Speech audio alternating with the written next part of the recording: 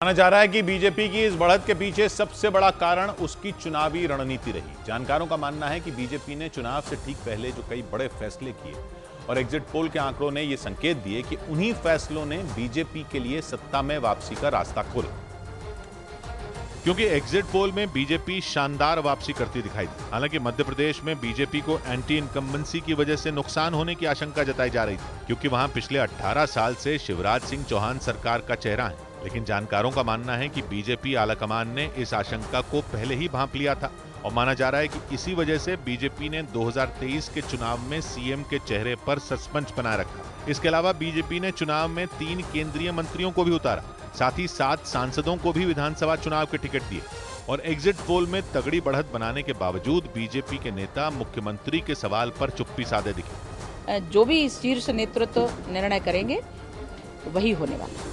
जानकारों का मानना है कि बीजेपी को इस कदम का फायदा भी हुआ। इसके साथ ही केंद्रीय मंत्रियों और सांसदों को चुनावी मैदान में उतारने से बीजेपी को फिर एक बार जनता का भरोसा जीतने में मदद मिली, जिसका असर ये रहा कि ज्यादातर एग्जिट पोल में बीजेपी बहुमत का आंकड़ा पार करती दिखी। ज्यादातर एग्जिट पोल में बीजेपी को मिली इस बढ़त की बड़ी वजह शिवराज सिंह चौहान की योजनाओं को भी माना जा रहा है। जानकारों का मानना है कि शिवराज सिंह चौहान ने अपने 18 साल के शासन में जो योजनाएं चलाई, उन्होंने एंटी इनकम्बेंसी के खतरे के बावजूद बीजेपी को बढ़त दिलाई।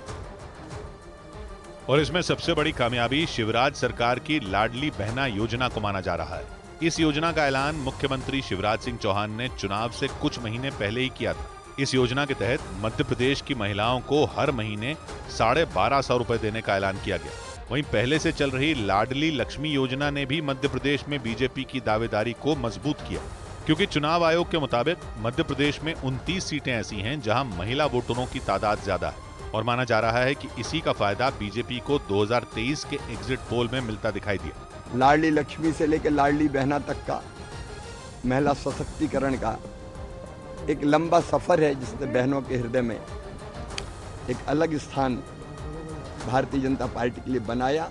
हालांकि बीजेपी की इस बढ़त की एक वजह कांग्रेस से बीजेपी में आए ज्योतिरादित्य सिंधिया को भी माना जा रहा है, क्योंकि 2018 के चुनाव में ग्वालियर चंबल इलाके में बीजेपी को जबरदस्त नुकसान उठाना पड़ा था। ये वो इलाका है जहां ज्योतिरादित्य सिंधिया की अच्छी पकड़ मानी जाती है और 5 साल बाद यानी 2023 के चुनाव में वो इसी इलाके में बीजेपी का झंडा लिए नजर आए।